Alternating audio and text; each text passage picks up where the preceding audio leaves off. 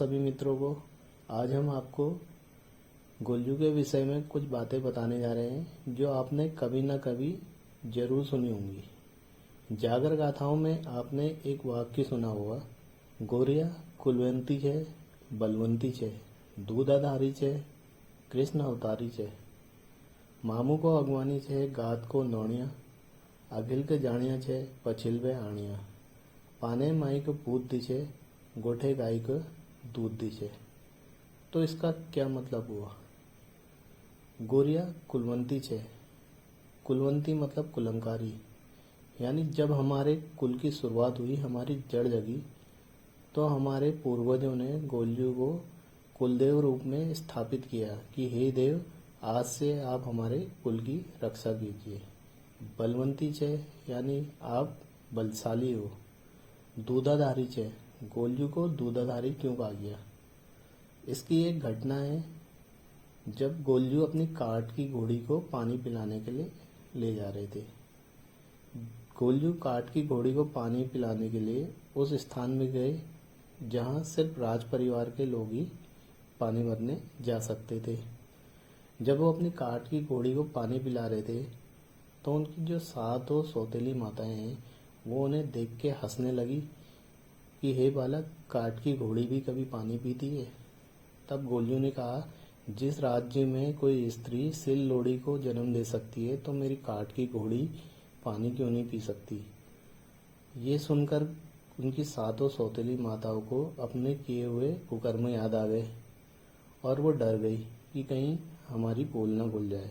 तब वो राजा के दरबार में गई और कई झूठी सच्ची बातें कह के राजा से बोला कि उस बालक को दंड दो, उसने हमें बहुत परेशान कर दिया। तब राजा रानियों के साथ आए। जब ये बात माता कालिंगा को पता चली तो उन्हें भी आभास हो गया कि ये हो ना हो मेरा पुत्र होगा।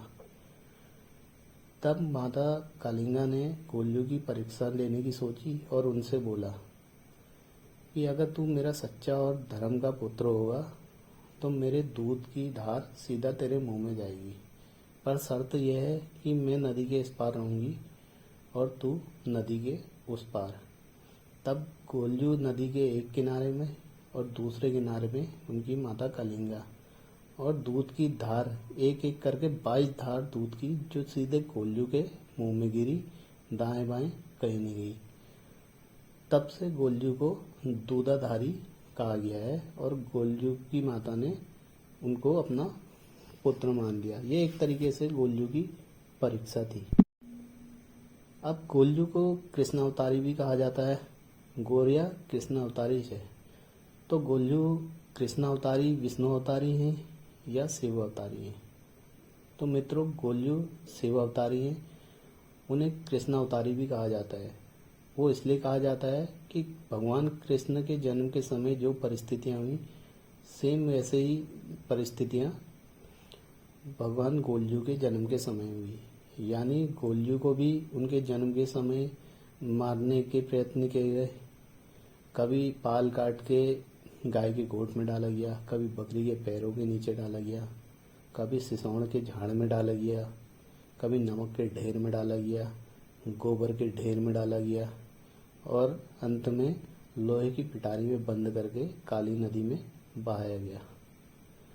तो जैसी परिस्थितियां भगवान कृष्ण के जन्म के समय हुई, वैसे ही परिस्थितियां गोल्जू के जन्म के समय भी हुई। इन दोनों की जन्म की जो भी घटनाएं हुई, इनको समान मानते हुए गोल्जू को कृष्ण अवतारी या विष्णु अवतारी भी कहा गया।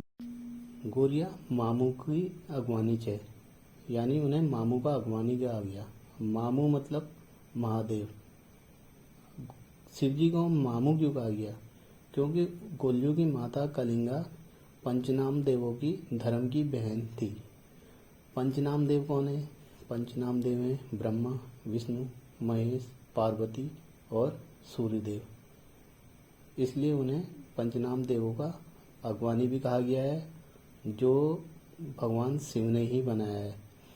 और भांजा भी कहा गया है, यानी शिवजी ने उन्हें अपना अगवानी, अपना प्रतिनिधित्व करने का आशीर्वाद दिया है। गोरिया गात को नौणिया छे, गोल्लू को गात का नौनिया कहा गया है। गात का नौनिया का क्या अर्थ है? गात मतलब ढेर, नौनी मतलब मक्खन, यानी मक्खन के ढेर के समान सुंदर गोरे शरीर वाले।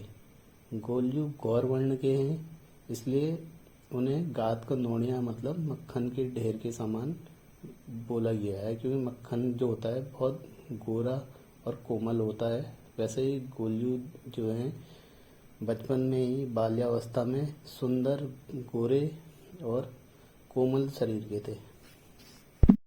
अघिल के जानिया छे पछिल वे आनिया छे, यानी हम जो भी कोई शुभ कार्य करते हैं तो गोल्लू आगे आगे रहते हैं सदैव और हमारे लगन को लगाते हैं और विघ्न को टालते हैं। यानी हमें कोई भी अगर समस्या होती है, दुख परेशानी होती है, तो सदैव हमारे पीछे खड़े रहते हैं। यानी अघिल के जानिया छे पछिल वे आनिया छे, शुभ कार्यों में सदैव आगे आगे चलते हैं, दुख परिस्थिति में सदैव हमारे पीछे खड़े रहते हैं। लगन के लगानिया छे, विघ्न के टालने छे। पाने माई को पूत दी छे, यानी जो निसंतान होते हैं उनको संतान की प्राप्ति होती है गोल्लू के आशीर्वाद से। गोठे गाय को दूध दी छे, गोठे गाय को दूध दी छे, इसकी भी एक घटना उनके जन्म के समय भी की है, जब उनकी सातों सौतेली माताओं ने गोल्लू को मारने के लिए जन्म होते ही पाल काट के गाय के गोठ में डाल दिया कि गोल्लू गाय के पैरों के नीचे दब के मर जाएंगे।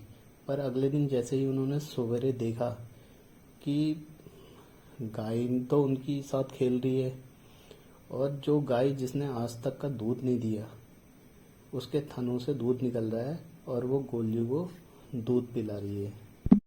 मित्रों, आपको हमारे द्वारा बताई गई जानकारी कैसी लगी ज़रूर बताइए और ज़्यादा से ज़्यादा कमेंट कीजिए।